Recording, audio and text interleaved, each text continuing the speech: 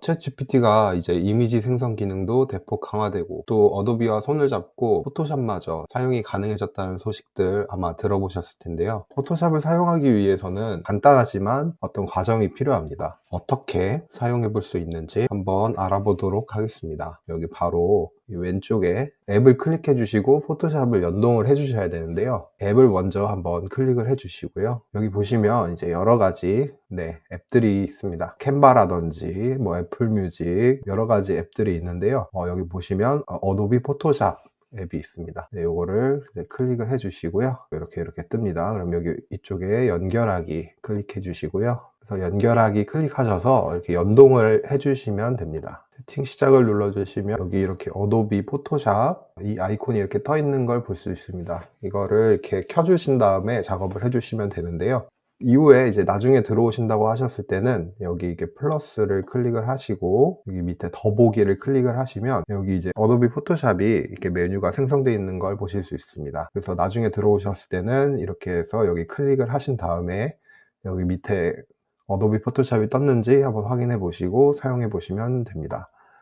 그러면 어떤 기능들이 있는지 한번 알아볼 예정인데요. 대화로 예를 들어 따뜻한 느낌으로 빈티지한 느낌으로 밝기를 조절해줘 아니면 배경만 흑백으로 바꿔줘 이런 식으로 대화로 지시가 가능하시고요. 그 다음에 세부 조정이 또 가능합니다. 그래서 내가 슬라이더를 통해서 직접 조정이 가능하다는 그런 장점이 있어서 매우 간편한 이미지 편집 도구라고 이해하시면 정확할 것 같습니다. 그러면 한번 활용해 보도록 하겠습니다. 강아지 사진을 하나 추가해 보겠습니다. 전체적으로 밝은 느낌으로 조정하고 싶어 라고 입력을 하시면요.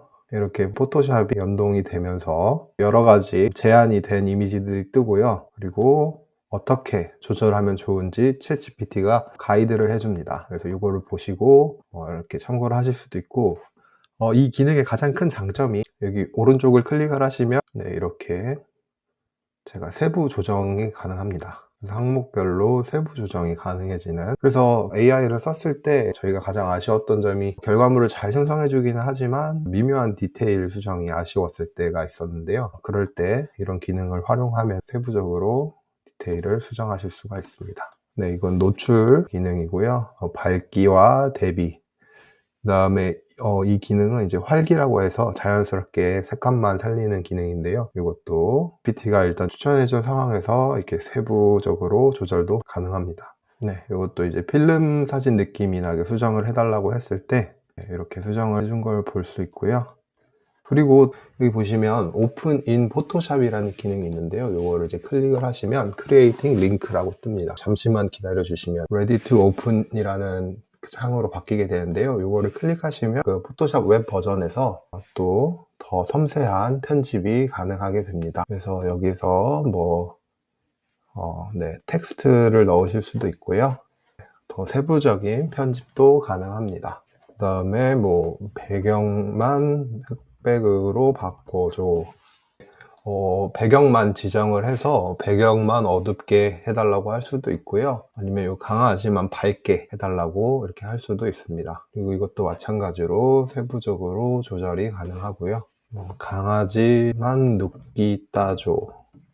지금 눕기를 따달라고 부탁을 했는데 꽤 깔끔하게 눕기를 딴 걸 볼 수 있습니다. 그리고 이렇게 눕기를 땄을 때 PNG 파일로 다운받아진 걸 확인하실 수 있습니다. 일단 지금까지는 밝기를 조절하고 밝기나 노출값, 채도, 생동감, 필터 적용, 빈티지한 느낌, 배경 흐리기, 눕기 이런 작업들이 지금 가능한데요. 간단하게 보정이 가능해서 매우 유용한 것 같습니다. 그래서 이렇게 이 챗 GPT에서 그 포토샵을 어떻게 연동해서 사용할 수 있는지 사용 방법하고 실제로 사용했을 때 어떤 느낌이 나는지를 한번 보여드렸는데요. 사진을 보정을 할 때 이제 대화로 프롬프트로 지시를 하고 또 그걸 챗 GPT랑 같이 의논을 하면서 또 세부 사항들은 슬라이드 기능을 통해서 조절도 하고 그 다음에 아까 보여드렸던 웹버전의 포토샵과 연동이 돼서 더 세부적인 수정까지 가능하다는 점이 포토샵 연동의 가장 큰 장점이 아닐까 그렇게 생각이 됩니다. 완전히 정밀한 전문 편집까지는 아니더라도 꽤 디테일하게 수정이 가능하고